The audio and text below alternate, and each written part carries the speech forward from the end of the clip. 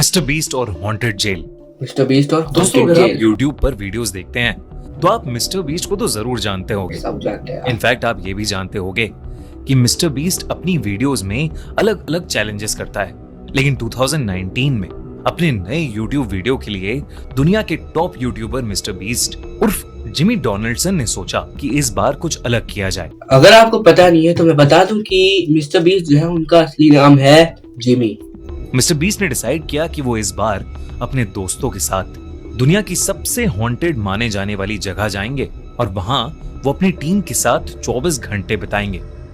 Tariq, Chandler, Connor, Chris, Josh और Jake इस challenge के लिए तैयार तो थे, लेकिन डरे हुए भी थे।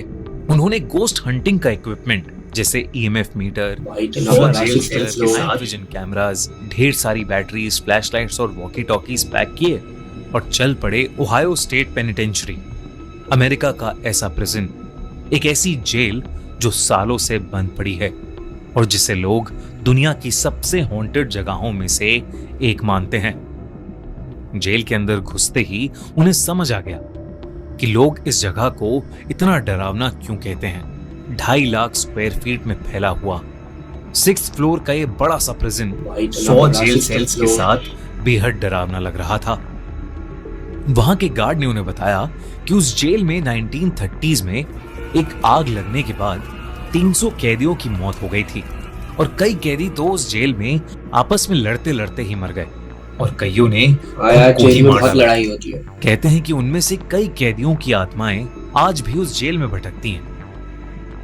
बल्कि उस गार्ड ने बताया कि उसने खुद कई बार जेल में अदृश्य शक्तियों को महसूस किया है। बल्कि एक जेल जहां कैदियों को अकेले रखा जाता था। भाई ऐसी जगह पे गार्ड कर क्या रहा है? मतलब जो जगह बिल्कुल ही बंद पड़ी है वहां पे गार्ड कर क्या रहा है? बिल्कुल ही मेंटल है शायद। वहां तो उसके एक साथी गार्ड की भी जान चली गई थी। उन्होंने उन सबको चेतावनी दी कि कोई भी एक दूसरे से अलग ना हो और कोई किसी तरह का उल्टा सीधा मजाक ना करे। और उसने कहा कि उस जेल के अंदर एक हॉस्पिटल और चर्च भी है जहां उन्हें भूल कर भी नहीं जाना चाहिए। मिस्टर बीस्ट और उनकी टीम ये सब बातें सुनकर थोड़ा घबरा तो गए थे, लेकिन फिर भी वो हिम्मत करके अपना मकसद था ये देखना कि वहां सच में आत्माएं हैं या नहीं, और अगर आत्माएं हैं तो उस जगह पर 24 घंटे बिताने का चैलेंज पूरा करना। जब उन्होंने अंदर जाकर अपने पैरानॉर्मल डिवाइसेस ऑन किए तो एकदम से बीप की आवाज आई और उनके EMF मीटर पर लाइट्स ब्लिंक करने लगी, जिसका मतलब था कि स्पिरिट्स उनके आसपास थीं। सब थोड़ा सा डर गए। प्रिजन के एक पार्ट को देखने के बाद वो मेन हॉल तक पहुंचे और अपना बेस कैंप वहां बना लिया, क्योंकि वो काफी बड़ा था और एंट्रेंस के पास भी था। फिर मिस्टर बीस्ट ने कहा कि उन्हें वापस अलग अलग होकर उस जगह को फिर से देखना चाहिए। डिसाइड हुआ कि चैंडलर, मिस्टर बीस्ट और जॉश हॉस्पिटल को एक्सप्लोर करेंगे और क्रिस, जेक, कॉनर और तारिक सॉलिटरी कन्फाइनमेंट को, वही जेल जहां कैदियों को अकेले बंद करके रखा जाता था। मिस्टर बीस्ट, चैंडलर और जॉश हॉस्पिटल की पुरानी लोहे की सीढ़ियों पर चढ़कर उसके कॉरिडोर में अपने EMF मीटर के साथ चलते हुए वीडियो रिकॉर्ड कर रहे थे। तभी उन्हें वहां एक कमरे में टेबल और एक पोस्टर का कटआउट दिखा जो एक पॉपुलर फिल्म का था। ये देख के वो दोनों उन मूवीज पर चोक करने लगे। तभी एकदम से चैंडलर के हाथ में जो EMF था उसकी लाइट ब्लिंक करने लगी और यार जो था शायद वो उसे वो मूवी बहुत ही पसंद थी शायद, तभी वो आगे बोला मेरी मूवी के मजाक उड़ाना ही मत।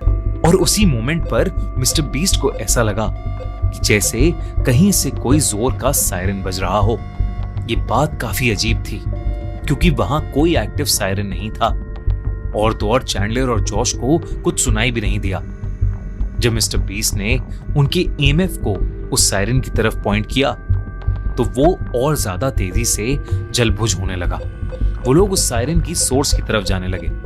डू नॉट से भाई ये बहुत उसी तरफ जाएंगे यार। EMF मीटर और तेजी से ब्लिंक करने लगा था और एकदम से एक खुले कमरे के पास आकर EMF मीटर बिना रुके फ्लिकर करने लगा।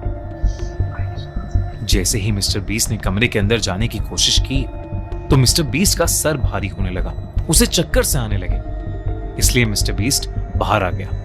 पर मिस्टर बीस्ट को याद था कि सायरन की आवाज थोड़ा और पीछे से आई थी। वो उसकी तरफ बढ़ने लगा। यार क्यों जाना यार ऐसी जगह उन पे? तीनों को रियलाइज हुआ कि वो इतनी देर घूमने के बाद एक सर्कल में ही घूम रहे हैं, जो कि बहुत अनयूजुअल था, क्योंकि उन्हें याद था कि वो बार बार एक दूसरा रास्ता ले रहे हैं। वहीं तारिक, क्रिस, जेक और कॉनर सॉलिटरी कन्फाइनमेंट ब्लॉक के अंदर थे। ये वो जगह थी जहां कैदियों को बिना पानी और खाने के अकेले तड़पता हुआ छोड़ दिया जाता था। वो लोग नाइट विजन इंफ्रारेड कैमरा लेकर एक हॉन्टेड हॉटस्पॉट पर पहुंचे, जहां उन्होंने गार्ड से उन आत्माओं को किसी को नोचने और एक गार्ड को जान से मारने की कहानी सुनी थी। एकदम से क्रिस का सर भारी होने लगा और उसे सांस लेने में तकलीफ होने लगी। जेक, जो उस कमरे की डरावनी चीजों को देख रहा था, अचानक से भाई ये जेक के बाल इतने लंबे क्यों है? बिल्कुल ही लड़की लग रहा है। अगर दाढ़ी ना हो ना बिल्कुल ही लड़की लगे। अचानक से जोरों से चिल्लाने लगा। जेक को वहां एक अजीब सा काला साया दिख रहा था, जो उसकी तरफ ही आ रहा था। जब बाकी दोनों जेक की चीखें सुनकर उसकी तरफ मुड़े, तो उन्हें भी वो साया अपने पास आता हुआ नजर आया। लेकिन फिर अचानक ही वो हवा में कहीं गायब हो गया। उन लोगों ने आपस में जब उस साये के बारे में डिस्कस किया, तो तीनों बहुत घबरा गए। तभी जेक को महसूस हुआ कि उसके बगल में खड़ा कोई सांसें भर रहा है, लेकिन वहां कोई भी नहीं था। और फिर अचानक से वो काला साया उनके ठीक सामने आ खड़ा हुआ और उसे देखते ही वो तीनों चिल्लाते हुए वहां से भागे और वॉकी टॉकीज पर अपनी टीम को डरते हुए ये बात बताने लगे। मिस्टर बीस्ट, चैंडलर और जॉश ने उनकी बातें सुनी, लेकिन उन्हें लगा कि वो लोग मिस्टर बीस्ट के साथ कोई प्रैंक कर रहे हैं और उन्हें डराने की कोशिश कर रहे हैं। पर फिर उनके बीच में बात करते करते ही उस वॉकी टॉकी से एक बहुत ही ज्यादा अजीब सी आवाज सुनाई दी और वॉकी टॉकी बंद हो गया। उस जेल में एक पुराना चर्च भी बना हुआ था। मिस्टर बीस्ट ने सोचा कि अब वो बस उस चर्च को देखेंगे और उस जगह से निकल जाएंगे, क्योंकि अब मिस्टर बीस्ट को अपने दोस्तों की भी थोड़ी चिंता हो रही थी। वो चर्च पहले एग्जीक्यूशन हॉल हुआ करता था, मतलब एक ऐसी जगह जहां लोगों को फांसी देकर मारा जाता था। कहते हैं कि उनमें से कई लोग जिनकी फांसी हुई है, उनकी आत्माएं आज भी उस चर्च के एरिया में भटकती हैं। मिस्टर बीस्ट वहां प्रीस्ट की एक्टिंग करते हुए चैंडलर को सीट पर बिठाकर उसे वहां आने के लिए थैंक यू कहकर उस जगह को हॉन्टेड होने की बात करने लगा। तभी एकदम से उसका वॉकी फिर से बजने लगा, लेकिन वॉकी टॉकी पर इस बार क्रिस उसकी लोकेशन पूछ रहा था।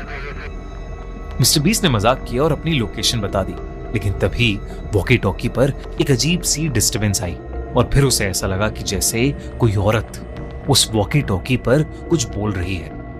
जब उन तीनों ने ध्यान से सुना, तो उस वॉकी टॉकी से एक औरत की बोलने की आवाज आई, इट्स रेनिंग आउटसाइड, यानी बाहर बारिश हो रही है। और ये आवाज तीनों को नॉर्मल औरत की नहीं लग रही थी, बल्कि बेहद डरावनी लग रही थी। ये आवाज से बल्कि चैंडलर को तो ऐसा लग रहा था कि जैसे वो औरत एक अजीब ढंग से हंस भी रही है। और फिर अचानक ही वो आवाज आनी बंद हो गई। उन तीनों को समझ नहीं आ रहा था कि उनके साथ अभी क्या हुआ, तो वो वहां से निकलकर वापस मेन हॉल की तरफ अपने बेस कैंप चले गए। लेकिन तभी उन्होंने नोटिस किया कि बाहर तेज बारिश शुरू हो गई है और बिजली कड़कने की आवाजें भी आ रही हैं। चैंडलर और जॉश तो काफी डर गए थे, लेकिन मिस्टर बीस्ट को ये सब देखकर मजा आ रहा था और मिस्टर बीस्ट के दिमाग में कुछ और ही चल रहा था। ये बहुत अजीब चीज है। क्या चल रहा था मिस्टर बीस्ट के दिमाग में और क्या हुआ मिस्टर बीस्ट के दोस्तों के साथ जिन्हें वो काला साया दिखा था? इस कहानी का अगला पार्ट, अगर आपको इस वीडियो का सेकंड पार्ट चाहिए तो नीचे कमेंट करें सेकंड पार्ट। अब आपको मिलते हैं हम अगले वीडियो में, तो बाय बाय, सायोनारा।